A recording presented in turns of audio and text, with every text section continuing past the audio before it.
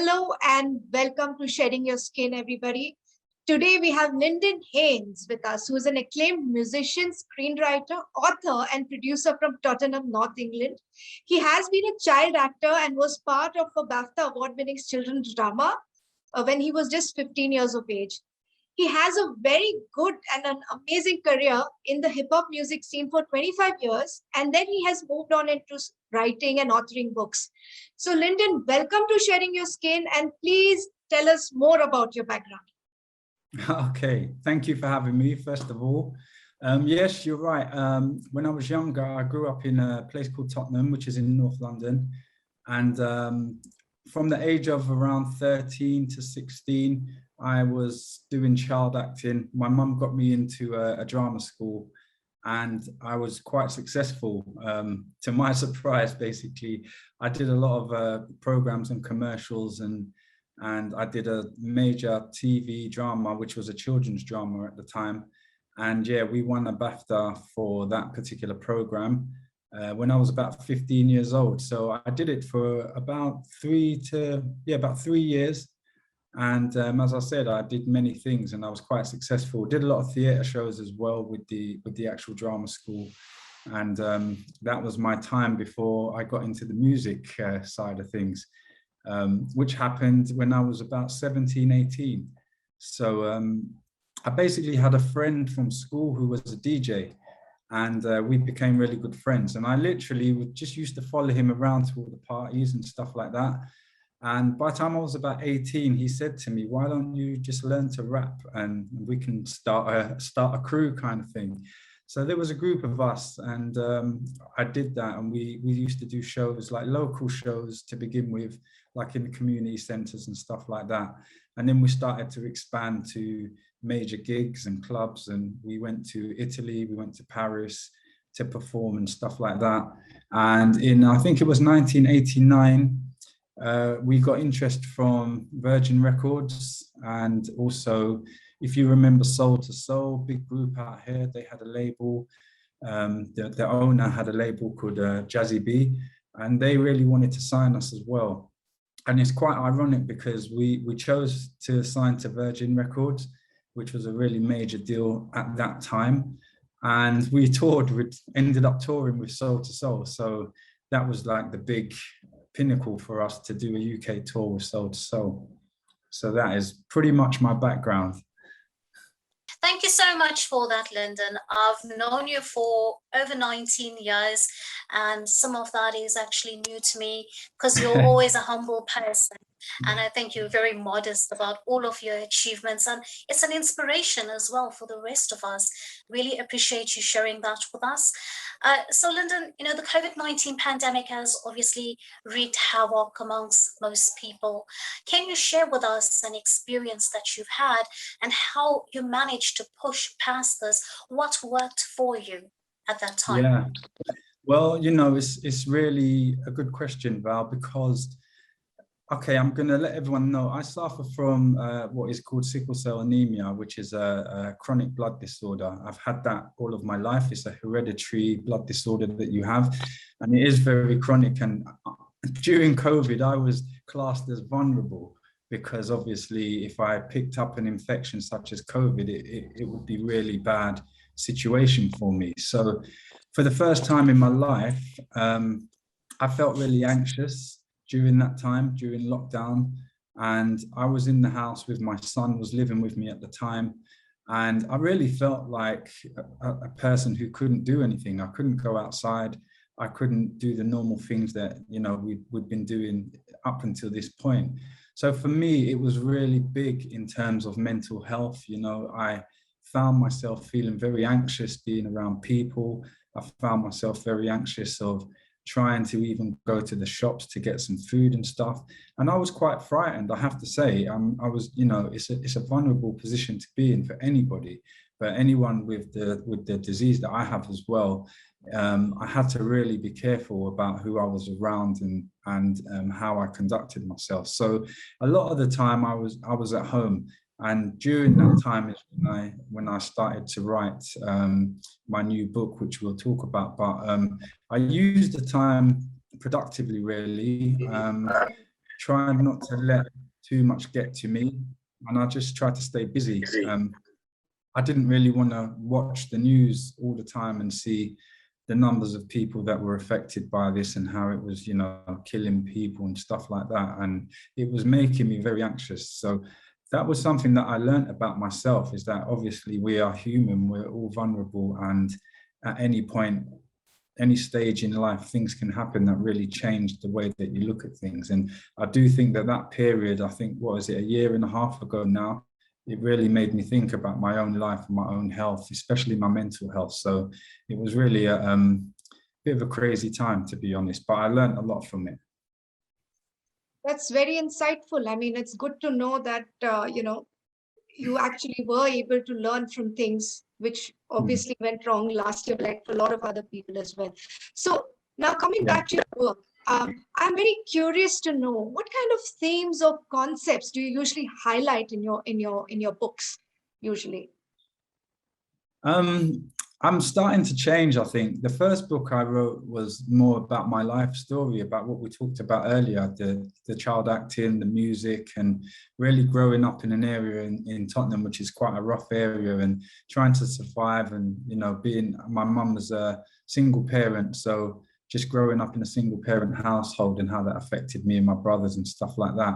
Since then, I've kind of journeyed into more sort of fiction stories where I create my own characters and stories. And I like writing a lot of sort of drama or thriller type stories, because that's what I watch when I watch films and stuff, and that's what I enjoy.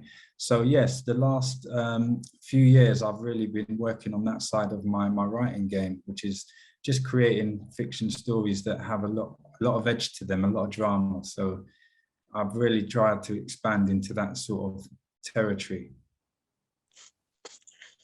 That's very interesting, Lyndon. Share with us a little bit about Rosa, your latest book. Okay, so Rosa is a story. I call it an urban Cinderella story. So if you know the fairy tale of Cinderella, I've literally done a modern day version of that, which is based in London. So it's about a young girl who, with her 2 ugly brothers rather than ugly sisters, they come over to London because their parents are killed in Mexico, and they're under this sort of witness protection program. And then it just becomes a story about how she's trying to survive and find her own identity, and her 2 brothers are really dominant forces in her life, and they're trying to keep her down and keep her as this, you know, not slave, but yeah, they're doing all the cooking and cleaning for them while they're out doing like petty crime. And she's just trying to escape and find her own identity and way in life. And she gets a break where she meets a guy who is her Prince Charming in a modern format, and he gives her the opportunity to see a different life, and she takes that opportunity, but there is always consequences to her choices. So the themes I really chose were to like loyalty, betrayal, identity, growth, female empowerment to a certain way, you know, because it's about her trying to find her own identity and her own way in life and get away from her brothers. So that's mainly the theme. I don't want to give you too many spoilers because I want you to read the book, but it is it's quite a harsh modern day take on Cinderella. But there is a happy ending, I will say that.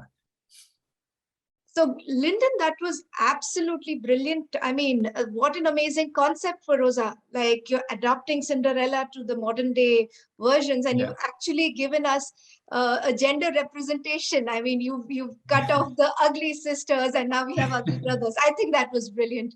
So guys, Lyndon's book Rosa will be available on Amazon and Kindle, as well as the paperback can be purchased from leading bookstores across the world. So Lyndon, we look forward to the book, and I definitely feel it's going to be fun. Thank you. Yes, make sure you purchase it and read it, and tell me what you think as well. It's important. Absolutely, absolutely. So now I just want to ask you something more. When you basically write a book, when you plan a certain book, what is the process? This is for people who are enthusiasts and want to get into writing. So can you tell me how it works for you? I think Yeah, for me, I think it's important to know the story that you want to tell first. I think you need to have some sort of vision of how it begins and how it ends and who's involved. So if you're going to tell a life story, that's pretty easy because it's the story that you've lived. So you can just talk about your life. But if you're going to write a fiction story, then just know the story that you want to tell and make a lot of notes about characters and where you want to set it, what arena you want to put it in, and then go from there, but have some structure in terms of how you want to set it up. I think that's very important because people think you can just start writing a book. If you don't know where you're going, you will get stuck at some point. So for me, I'll say to people, just know the story that you want to tell from beginning to the end, and then just start writing it and enjoy the characters while you're doing it and have fun, have freedom with it. Lyndon, that was very insightful, very interesting. I'm also very big on women empowerment, and I'm so glad that you touched on that theme. So in parting, what would be your advice to budding authors out there? I would say go for it and believe in yourself, and don't let anybody tell you that you can't do something. I think if you follow me on social media or anything, my handle is Chase Them Dreams. I always say that to people. And the reason why I say that is because you should never let anybody tell you that you can't do something. So learn about what you're doing and just literally go for it. Because as we discussed earlier with the pandemic and everything, you don't know what's going to happen tomorrow. So there's no point just waiting for somebody to tell you to do something. I really think you should just go for it, trust in yourself, have belief in yourself, and just throw yourself into it. Take the leap of faith and just be confident that you will get to where you need to go to. Lovely. And where can your book be purchased from, Lyndon? It's out everywhere. So if you go on Amazon.com, if you go on Amazon.co.uk, depending on where you're based in the world, you can purchase the book. But I think the go-to is normally Amazon, and they're more reliable than anybody else. So it's out on all good online bookstores. So Lyndon, thank you so much for your valuable time. It's such an honor to be interacting with such an experienced and creative person such as yourself. And I mean, you're multi-talented. You've dabbled into acting, into writing, into music. I mean, I'm a new fan now. So I hope. Thank you. I'm sold as well. He's such an inspiration, isn't he? And what I like is that you're really modest and humble about it. Yes. Yeah, you're just a big wow. So amazed by everything. Thank you. And I'll say the same to you guys. What you guys are doing is terrific stuff as well. I see all of Val's posts and stuff like that. So congratulations and keep going. It's really good stuff. Thank you so much, Lyndon. Wish you a lovely week ahead. Thank you so much for being part of Shedding Your Skin. Take care. Appreciate your time. Thank you so much, Lyndon. We'll chat. We'll chat. Take care. All right. Keep well. Bye, guys. Bye.